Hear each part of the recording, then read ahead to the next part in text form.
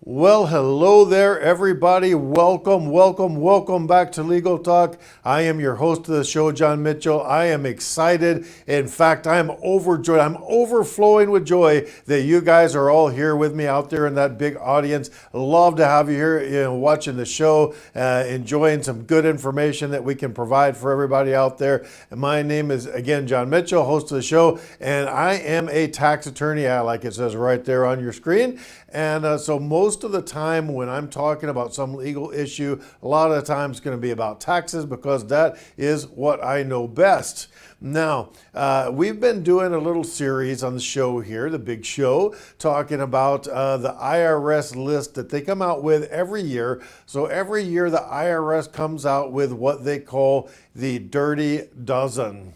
And so they pick about 10 or 12 or so, I guess a dozen, so 12. So they pick about 12 different things that taxpayers should be aware of, right? Things that you might want to watch out for, things that you might not be quite right. You don't want to get caught up and have a problem with the IRS. And so it's a good thing to just kind of flip through or just watch me at my show, and I'll tell you all about it.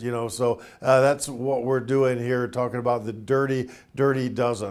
And one of the things that's on the Dirty Dozen, and it has been for a couple of years now, IRS is warning everybody out there about a thing called phishing and another thing called smishing. And so there's phishing and smishing. Boy, oh boy, when I hear that phishing and smishing, terminology, it makes me, it seems a lot to me like like a board game that, 9-year-olds might play at their birthday party or something, right? They whip out the board and they got all the plastic pieces and they're going to play phishing and smishing, but no, that's not what it is, not at all. In fact, it's very serious because you'd have real life, honest to God consequences for you, right? So phishing with a PH, right? So we're not talking about, putting a worm on a hook and going down to the lake and, reeling in some nice, delicious fish. No, this is a different kind of fishing. It's fishing with a PH. And basically what they do is scammers, bad guys out there, they try and find a way to get to you, right? So they try and get to you and they get you to click on a link, open up an email, and give up some of your personal, private information. And let me tell you, you don't want any part of that because, they do bad things with that personal information once they get their hands on it, right? One of the things they do tax-wise, they file, they either sell your name and social security number perhaps to, folks that want to work and don't want to pay taxes. And so they'll sell your information. The person can work, hold a job under your name and under your social, not pay taxes, and then you're stuck with the tax bill, right? So that's one thing they do, and another thing they do once they reach out and capture that information from from their phishing attack. One of the things they do is try and file a bogus tax return with the IRS and try and capture that. They'll maximize the amount of money that they're going to get back, the refund. Send it to a bank account that they control, and then all of a sudden, boom, there you got a big tax debt to worry about because IRS later catches on and says, well, wait a minute, you weren't supposed to get back $15,000, pay the money back. And now you're hiring a guy like me, or you're going at yourself, whatever you're doing, and you're trying to make sure that you get your name cleared, right? Get your good name cleared with the IRS. And so phishing is usually like an email type thing, right? And related to that is smishing. And where does the smishing word come from? I think that's a derivative of send you a text message saying, hey, confirm your information, right? I've seen this. Weird enough, they'll say, hey, wait a minute, your social security number is going to be on hold until you verify your information. And boy, they dress it up and they make it look really, really convincing, right? Like if you're not careful, you could fall for this. You click on the thing and all of a sudden, oh my God, I want my social security number to be quote on hold. My God, what do I do to fill out this government form over that they sent me by text message? Well, let me tell you this, guys, just FYI, so you know. The IRS will not contact you and ask for your personal information over a text message. In fact, they won't send you an email either, right? So if you get an email or you get a text message saying, hey, click on this link, your things, your social, your tax account's on hold, your social's being deactivated, whatever it may be, that is all scammers doing what scammers do. And so you want to be very careful about that and not click on the wrong thing and not provide information that is going to later be used to your detriment, right? So that's one of the things that they do. They play on a fear. Oh my God, my social is going to be deactivated. My tax account is going to be messed up somehow, right? So that's one of the things they do. So they play on fear. And the other thing they do is sometimes they'll play on greed. And so, they'll send you a text message or an email that says, hey, you won, this prize. You got to now, or you're getting a big tax refund, but we need to verify things, whatever. And so, oh my God, well, I don't want to, it's fear of missing out, FOMO they call it, right?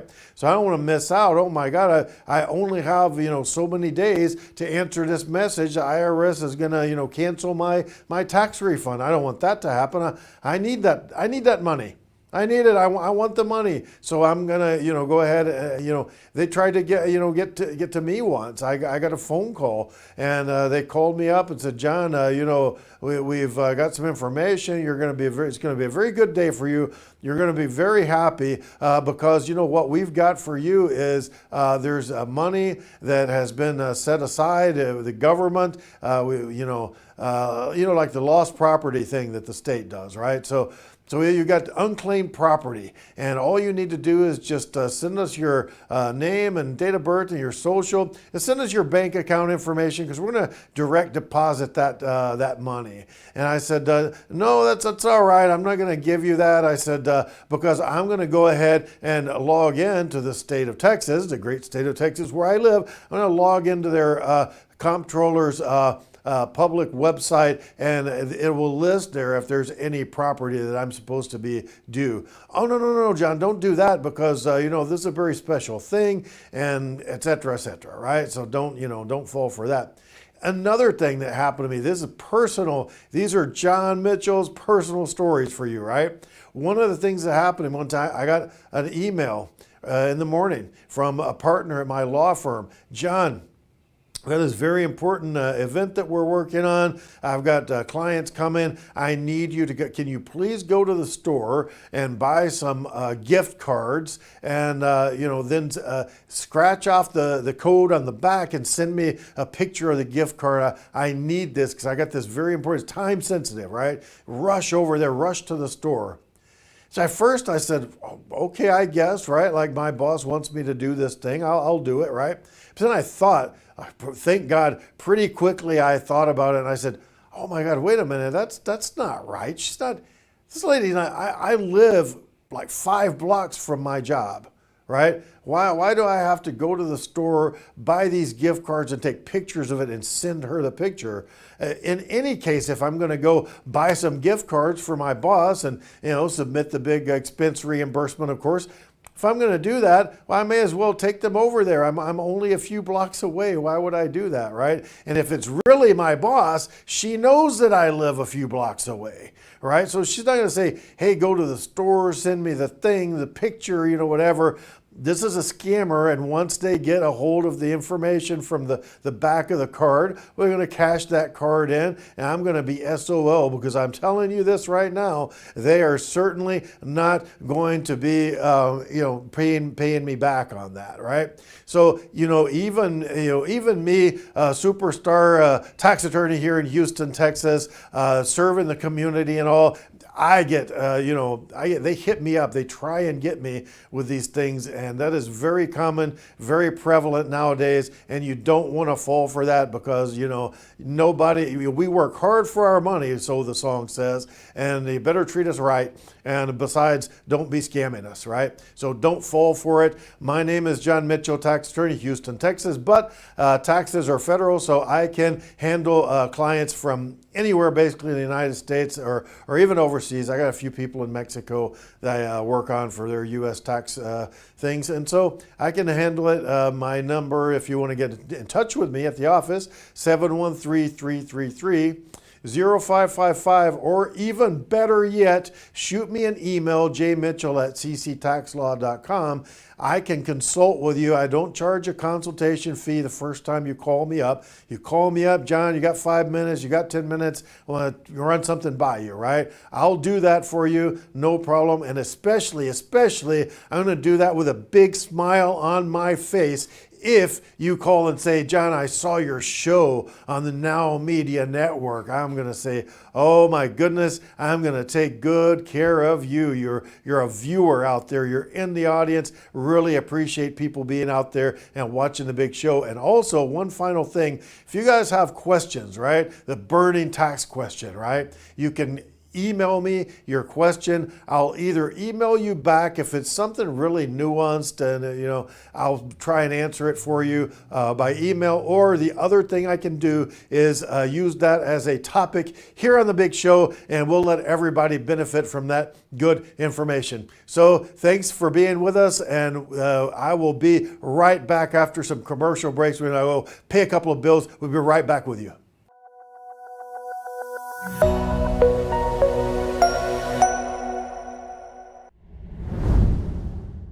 Well, welcome back everybody to Legal Talk. I hope you had a nice chance to stretch your legs and enjoy that commercial break a little bit. And we are now back. I hope that you have had a chance to get your beverage of choice, hot beverage, cold beverage, whatever it may be, and you're going to sit back, enjoy yourself and enjoy the, this next segment, because I want to talk about something very important, and this comes up all the time. It comes up frequently, right? And the IRS, by the way, has also mentioned this on their Dirty Dozen list. This is a relatively new thing. I don't think they've mentioned it. I think this hasn't been on the list more than a couple of years now, right? It's a relatively new thing. Now imagine this, you're driving down the freeway thinking in the back of your head, oh my God, I think I owe money to the IRS. I got this problem. How am I going to do? What am I going to do? What am I going to do? And all of a sudden you hear an ad on the radio. And this ad on the radio says, do you owe money to the IRS? You can pay pennies on the dollar. Now let me tell you this. When I get together, and I am a member of several organizations, the American Bar Association Tax Section, National Association of Enrolled Agents, Texas Society of Enrolled Agents, whenever I get together with other tax professionals, honest to God, this is a punchline, right? We meet up with each other and we're all standing around, enjoying some free time in between conference sessions or whatever. Hey, how about that pennies on the dollar guy on the radio, right? It is honest to God, like it's such a cliche that people actually have it to be like a, kind of like I said, like a punchline, right?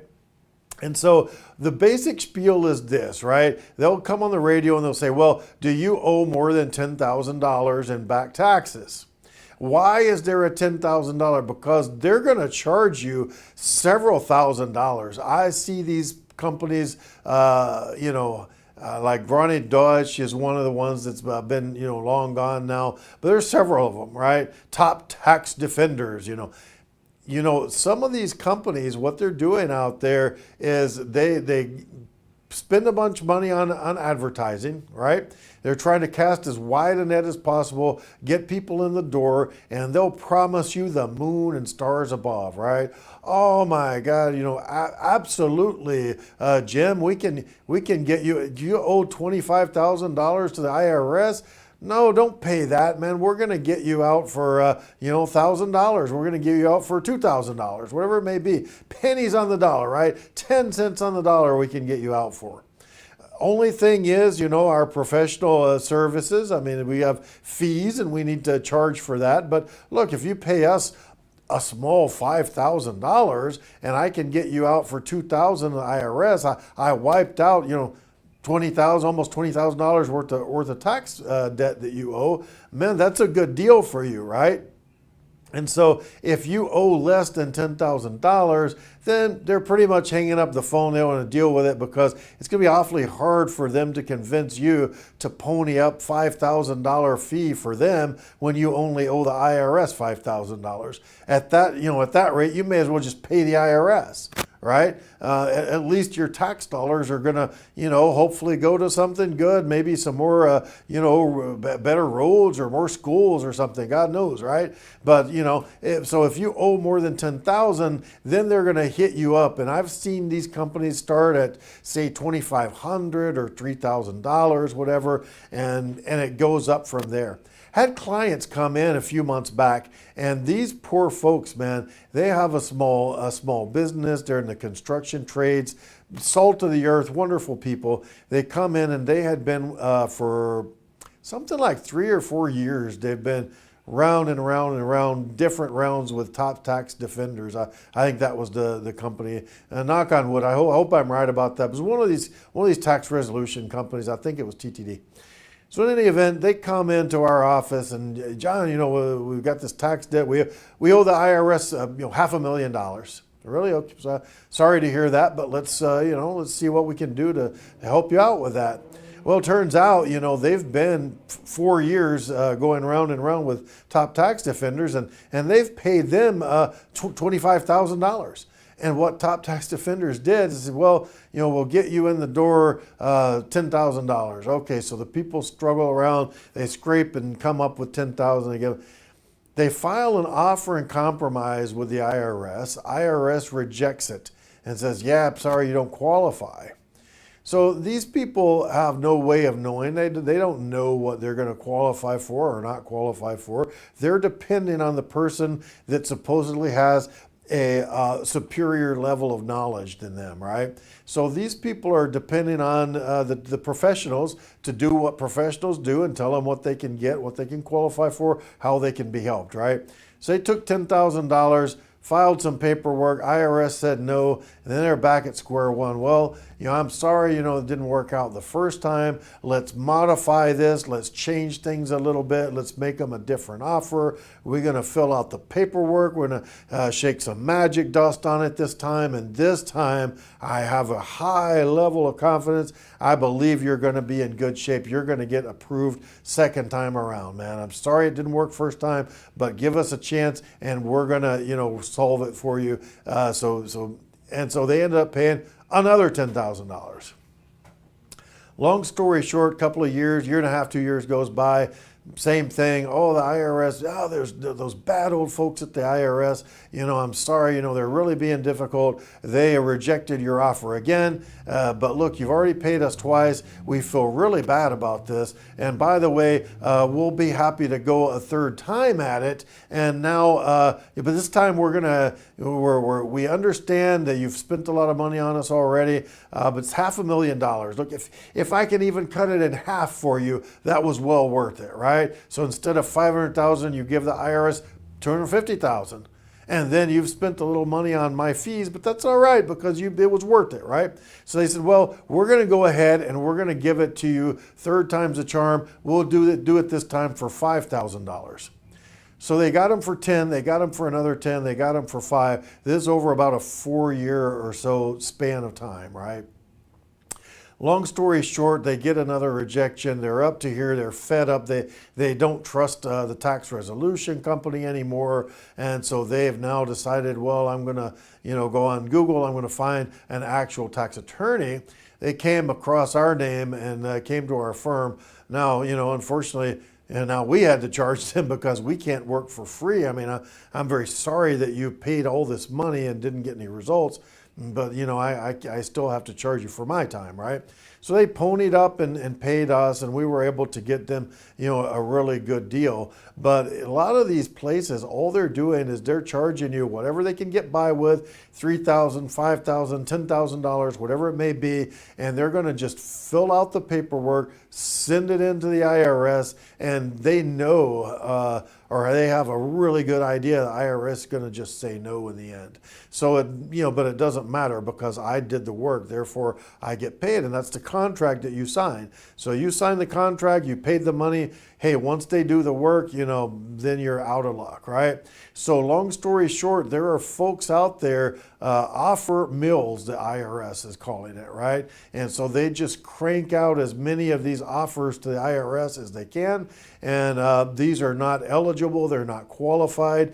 These offers and compromise. This does exist, by the way. You can potentially get a deal from the IRS, pennies on the dollar. That can happen, but you have to qualify for it. And that's what people don't tell you. They charge all this money, they fill out bogus paperwork, send it in, and when you get the letter back from the IRS, they wash their hands of it and say, so sorry, how would you like to try again, sir?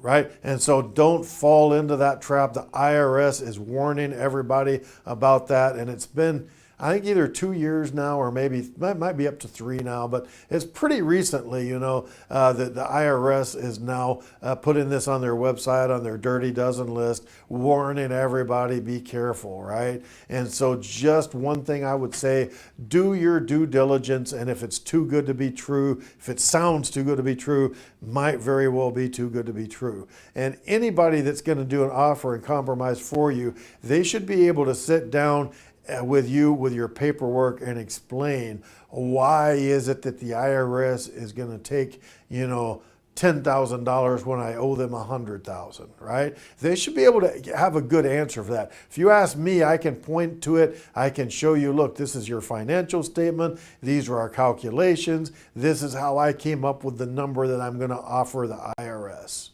And I have a high degree of confidence. Now I have high degree of confidence this is going to work out for you because we've dotted our I's, we've crossed our T's, and we know the rules and we're following the rules. We're not just submitting bogus paperwork and charging you thousands of dollars. So I'm sorry if you've fallen into a trap like that. If you have, not all tax pros are going to, do you wrong like that. Call me, John Mitchell. I'm here in Houston, Texas, but I can take clients from anywhere in the United States or even foreign countries. My number is 713-333-0555, or you can shoot me an email, jmitchell@cctaxlaw.com, and I'll be more than happy to spend 5 or 10 minutes on the phone with you, let you know what's my take on your situation? How can how can we help you extricate yourself from this situation, even if you've had a bad experience before, right? And if you don't qualify for an offer, I'm going to straight up tell you, look, I crunched the numbers. You unfortunately are not a qualified candidate for that pennies on the dollar deal that you would love to have. Everybody would love to have that. Not everybody can get it. So again, John Mitchell, thanks for being here on Legal Talk. We are going to go to a quick commercial break, and then we will be right back with you.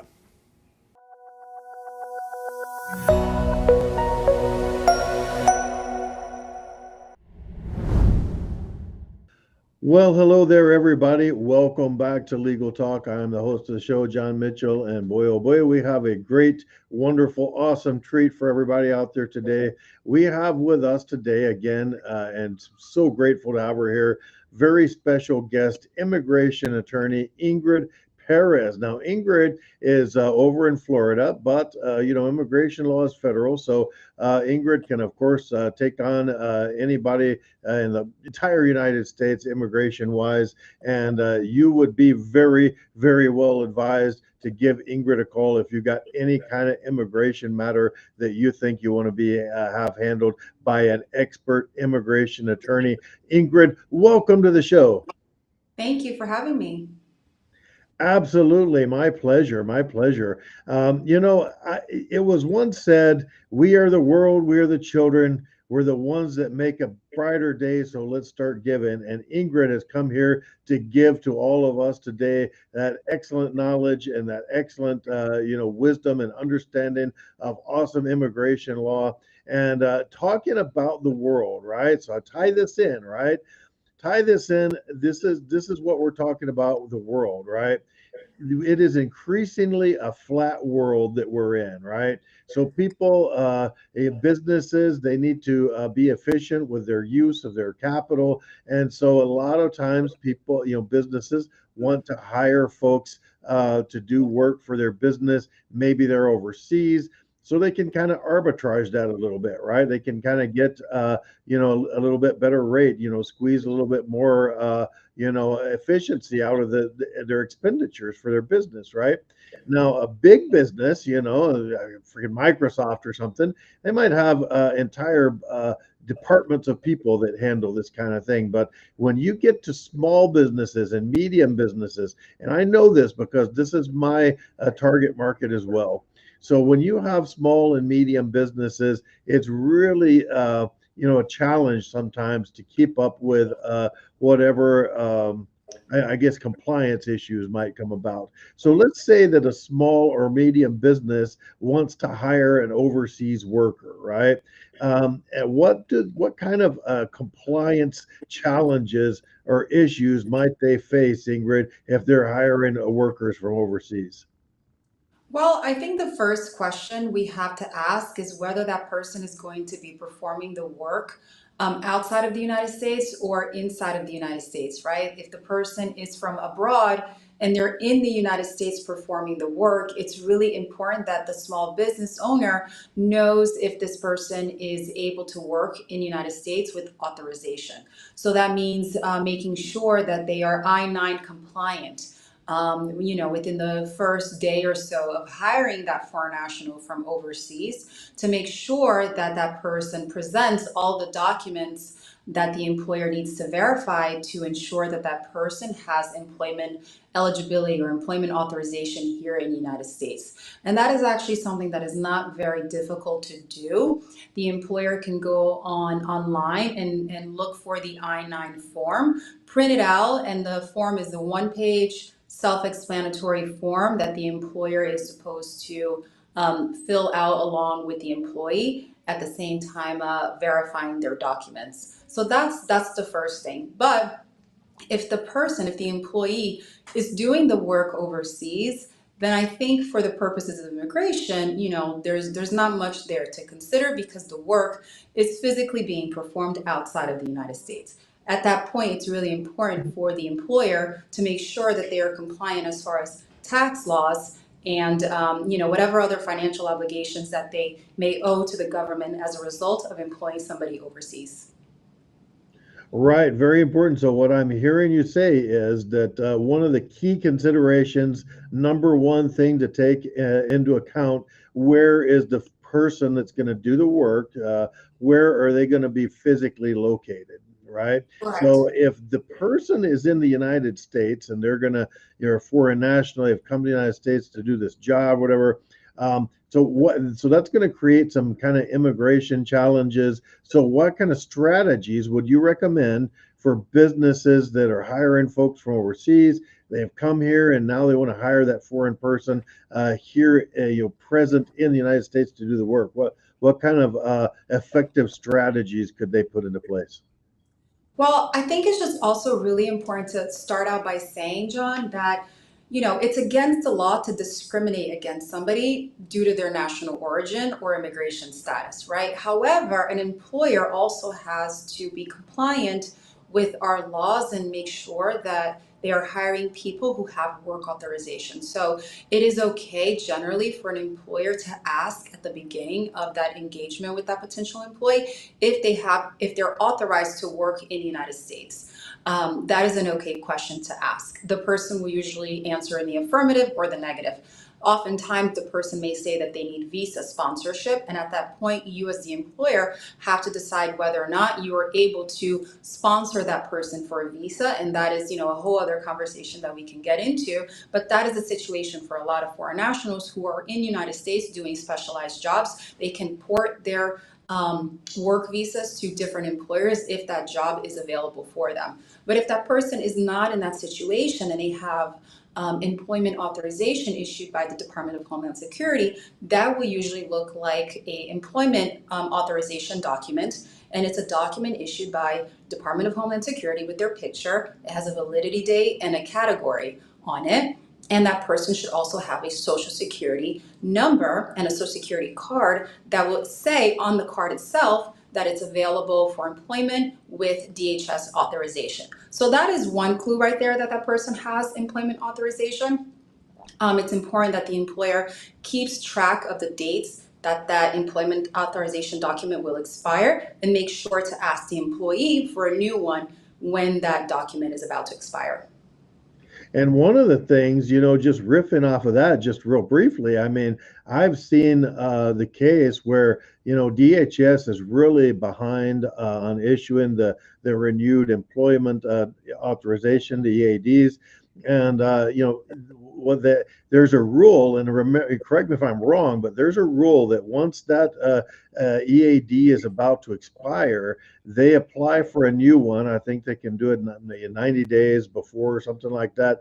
But then let's say it takes a DHS a while to issue their new document. Is it correct that the employer can then take the I-797, I think it's called, the action letter that where USCIS sends them, the person that's applying for the renewal, send them a notice saying that the renewal has been received and is in process, and that automatically, I think, extends the EAD. Is that correct? Yeah, you're spot on, really. For many categories of work permits that we colloquially call EADs, there once you apply for an extension of that work permit, you get a letter from immigration, which is the I-797 form, that will say in the body of that letter that this automatically extends a person's employment authorization for a certain amount of time. So with that extension, the person can continue to be employed for the employer and not run afoul of the immigration law. So that is available for many categories, and that is correct. So it's really important to be mindful of those dates and keep track of the dates that an EAD expires, so that the employee is able to apply with plenty of time and they're not going to have any gaps in employment due to not having the employment authorization. Right, because and again, correct me if I'm wrong, it's outside of my area, but if an employer hires a person who, at the moment they were hired, they have employment authorization, but then if that expires, I mean, that's the reason why you're telling everybody be mindful of the expiration date, because once that date passes, and if they don't have continued authorization, then the company can be liable for continuing to employ that person outside of the period of their authorization, right? Right. So it's very important for the employer to also keep track of these dates. And in the event that they run out of time or forget, this is very common for small businesses who maybe don't have the personnel to keep track of all of this. But if an employee is in a situation where their employment authorization document has expired and they forgot to maybe renew or forgot to give the employer a new copy, the employer is required to notify the employee, and the employee does have some time to cure that problem. If the employee is unable to cure that problem by either showing a new employment authorization document or an extension of that document that has expired, then the employer has to take action at that point. And unfortunately, they're not able to continue to employ that worker anymore without the proper documentation, because they will run the risk of having, Department of Homeland Security, ICE, check on them. Small employers aren't always ICE priority, but you do see, raids on the news all the time for these larger employers. Sometimes you do see smaller employers too. It's not something that always makes the news, but it is something that is very important for an employer to be aware of. So if ICE comes by and wants to do an inspection on an employer, it's going to be incumbent upon that employer to demonstrate that the people they have working there are authorized to work in the United States. And so that leads to my, I guess, kind of final question about this. What kind of recommendations would you have as far as record keeping and documentation for immigration purposes? Sure. So it's incredibly important that every small business owner, anybody who's hiring anybody to work for their business, is aware of the I-9 reporting requirements. We call that I-9 compliance. The information is online and it's often updated. There's usually different versions of that small form that an employer has to fill out for each employee. So it's important that the employer is aware that this is something out there publicly available that the employer can print, fill out, and keep a copy. It's important to read the instructions. It's a very small form. It's one page for the employer to fill out and one page of instructions. Make sure that you read the instructions. And lastly, if this is something that is too difficult or too cumbersome or difficult to understand, at that point, the employer really needs to consider engaging a professional to help them with their I-9 compliance, because failure to do so can actually have worse consequences than, the amount of money they would have to pay for a professional to help them with this. Right. Well, I know, in the tax realm, I deal with this all the time where, I tell people, look, it's cheaper to go ahead and hire an attorney that knows what's going on, because that money that you spent is going to be less expensive than facing the consequences. And I know there are fines that can happen on the civil, even if you don't talk about the criminal side of it, there are fines that can happen, and a lot of times you can avoid those fines. Even if you're a little bit out of step with your compliance, you can avoid the fines by at least showing reasonable cause, right? Like, you can Right. demonstrate that you made a good faith attempt to comply with your legal obligations. And that's where an expert like Ingrid comes in. So if you're an employer out there, you're dealing with some folks that maybe came to this country, they're here with a work permit, temporarily, whatever, they're not permanent residents. Very important. Stay in your I-9 compliance and all the other areas of compliance for that matter.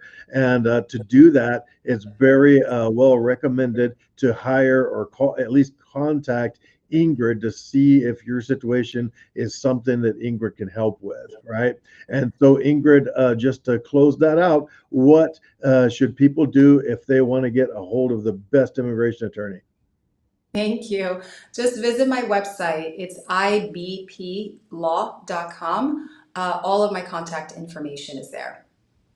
Man, oh man. So IBP, that is for Ingrid B. Perez. So you can't forget it. And law, I mean, I think even my rusty old brain could remember something like that. So Ingrid, thank you so much for being on Legal Talk with us again today. Really appreciate it. And I super am looking forward to having you on the show again sometime in the future. We can talk about whatever other burning issues are out there that people want to know about.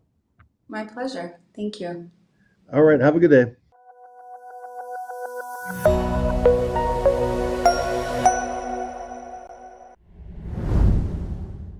Well, hello there, everybody. Welcome back. Again, this is Legal Talk. As you know, I'm your host, John Mitchell, tax attorney extraordinaire here in Houston, Texas, and we are happy.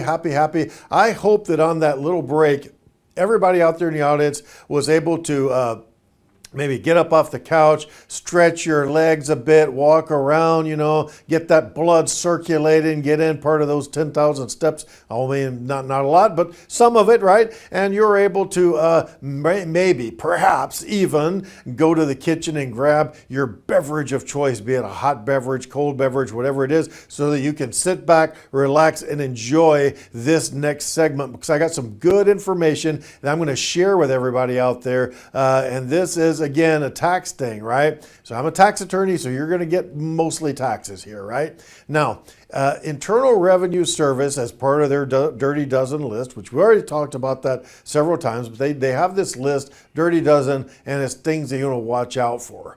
Now, a lot of you folks out there have heard the commercials on the radio, hot and heavy. They're playing all the time. They've got this everywhere. It's on Facebooks everywhere, right? Hey, well, do you have employees? Do you own a business? $26,000 per employee. Sign up right now, right? And so, I know, look, these are tough times. The economy is what it is. And, it's very tempting. If you're a business owner, it's very tempting to say, oh my God, well, what do I have to lose? I'm going to fill out some paperwork. I send it off. Maybe the IRS sends me, $26,000 per employee. God, I've got 4 employees, man. I could use $100,000, right? That would be nice. And so, it can be awfully tempting to go for, just stretch for it, go for it. Oh my God, what do I have to lose, right? Well, that is a gigantic red flag, first of all, because there are promoters out there. And these promoters, what they're doing is they pay for all this airtime on the radio, they pay for Facebook ads, they pay for ads everywhere, plaster it everywhere, and hopefully they cast a wide net and they're able to pull in lots of unsuspecting business owners. And what they'll do is they'll say, well, sign this contract with me. I've seen these contracts, right? A guy tried to get me in this business once. I'm like, no, thank you, right? And so one of the things that these promoters do is they'll say, well,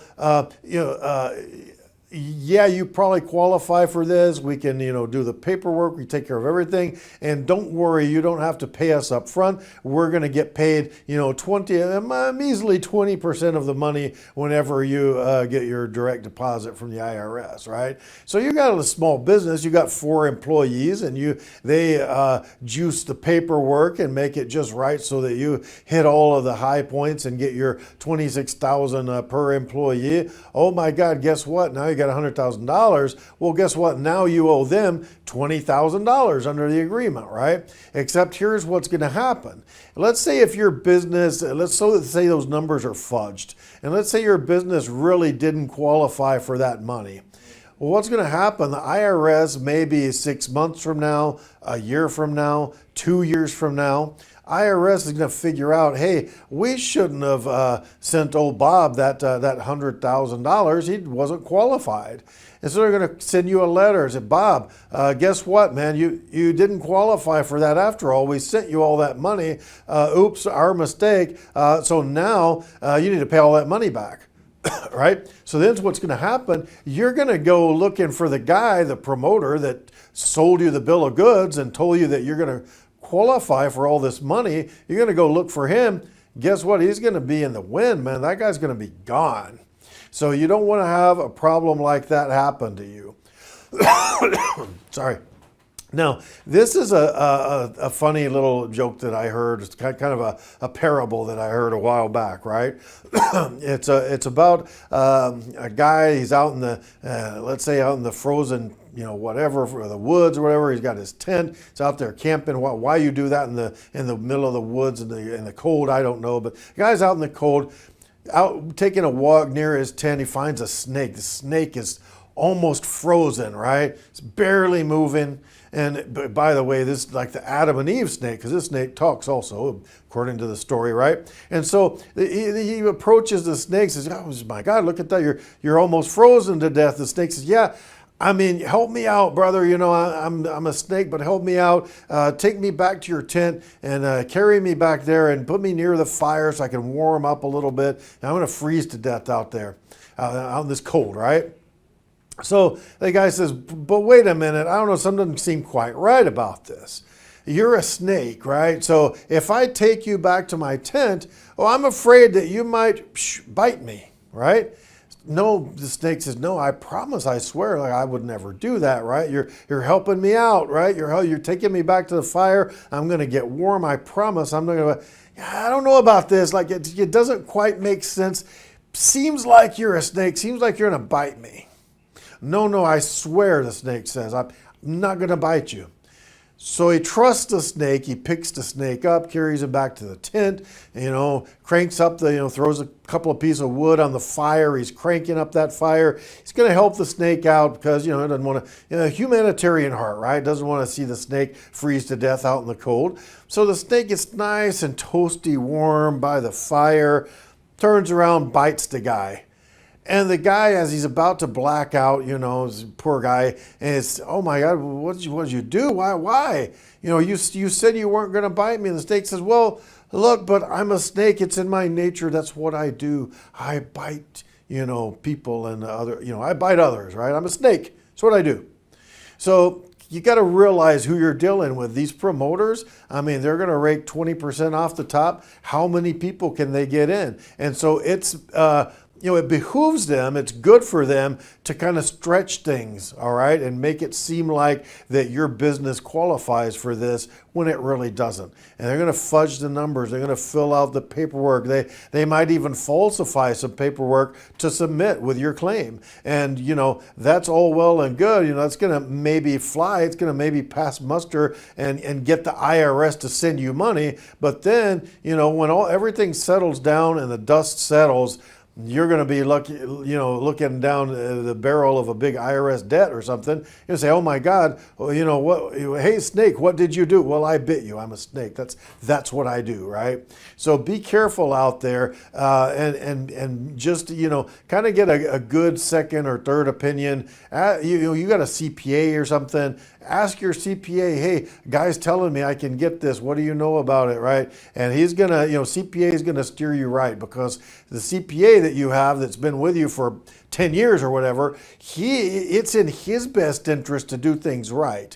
Right? So he's a professional. He's going to put his signature on things. His name is there right beside yours, and you really want, he really wants you to do things right. He really wants things to be on the up and up, because he's interested in you and having you as a client in the long term, not some kind of short term gain, 20% of whatever. And you whip out your calculator, you do 100 clients like this and make $20,000 each, right? And then you're gone. So that's what the fraudsters are doing. And IRS has told everybody to be very careful about that. Now, what do you do? That's how you avoid, getting caught up in it. What if you were already caught up and now you feel like, oh my God, what do I do? I already gave the guy my information. He submitted a bunch of paperwork. Maybe I don't have a copy of it. Maybe I don't even know what was filed.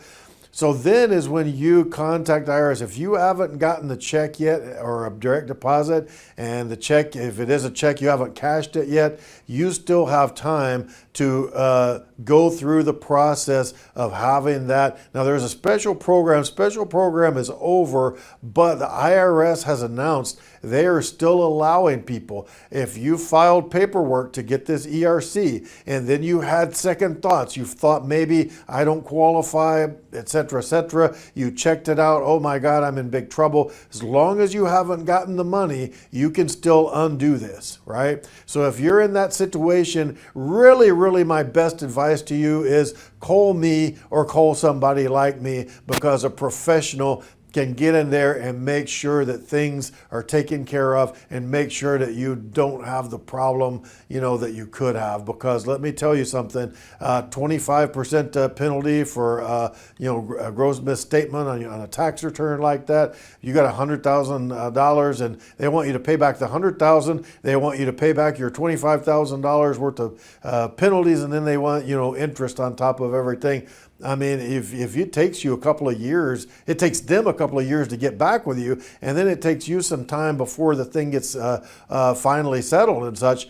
You could easily be talking about twice as much as what they gave you, and you gave 20% of that initial money away to the scamster, right?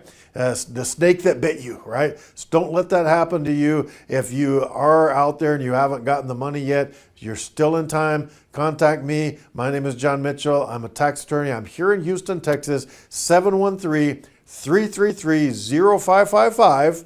Or you can email me. That's even better, because I'm not always at the office. So email me, jmitchell@cctaxlaw.com. And also, if you're out there in the audience, you've got burning tax questions that you want to ask, you can always shoot those to me, and I'll either do one of two things. I'm either going to get back with you by email, or maybe even phone call. I might just consult with you, Or second option, if it's a thing that's kind of widely asked or kind of a thing that I think people could get more out of, I'll make it into a segment and answer your question here on the big show. So thank you, everybody. My cup runneth over with joy for you being with us today. My name is John Mitchell, and thanks so much. And I will see you all next time on Legal Talk.